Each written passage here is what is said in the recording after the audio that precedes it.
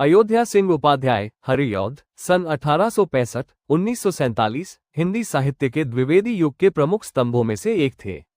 उन्हें कवि सम्राट की उपाधि से नवाजा गया और वे खड़ी बोली हिंदी के प्रथम महाकाव्य प्रिय प्रवास के रचयिता के रूप में विख्यात है।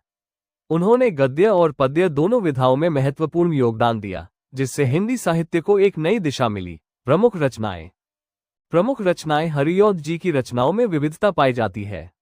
उनकी कुछ प्रमुख रचनाएं इस प्रकार है। प्रिय प्रवास 1914, ये खड़ी बोली हिंदी का प्रथम महाकाव्य है।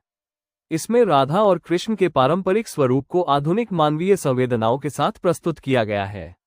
राधा को लोकसेविका के रूप में चित्रित किया गया है, जो समाज के कल्याण के लिए समर्पित है।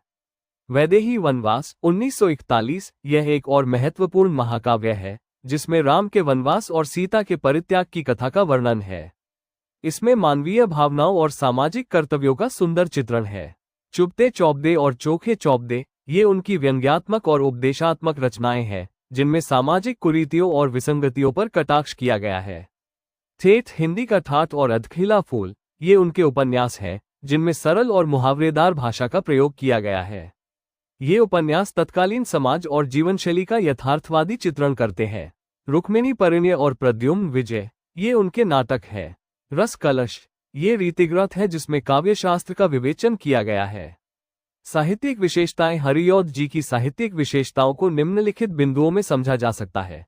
खड़ी बोली के प्रथम महाकाव्यकार, उन्होंने खड़ी बोली को काव्य भाषा के रूप में स्थापित करने में महत्वपूर्ण भूमिका निभाई। प्रिय प्रवास उनकी इस दिशा में सबसे बड़ी उपलब्धि थी। विषय वस्तु में नवीनता, उन्होंने अपनी रचनाओं में राधा कृष्ण जैसे पारंपरिक पात्रों को नए संदर्भों में प्रस्तुत किया। राधा को केवल प्रेमिका के रूप में न देखकर उन्हें एक समाजसेविका और लोकहितैषी के रूप में दर्शाया। भाषा शैली, उनकी भाषा में संस्कृतनिष्ठ शब्दावली के साथ साथ ठेठ हिंदी के शब्दों और मुहावरों का भी सुंदर समन्वय मिलता है। उन्होंने भाषा को सरस, प्रवाहमयी और सहज बनाने का प्रयास किया। प्रिय प्रवास में संस्कृत निष्ठता अधिक है, जबकि चुपते चौबदे और ठेठ हिंदी का ठाठ में जनसाधारण की भाषा का प्रयोग हुआ है।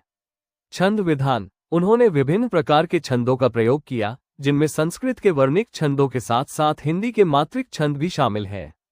प्रिय प्रवास में मंदाक्रांता, शार्दूल विक्रीडित जैसे संस्कृत छंदों का प्रयोग हुआ है।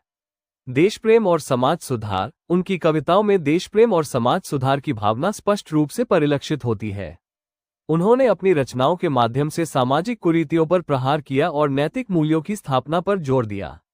मानवीय संवेदनाओं का चित्रण, हरिऔध जी ने अपनी रचनाओं में मानवीय भावनाओं और संवेदनाओं का गहरा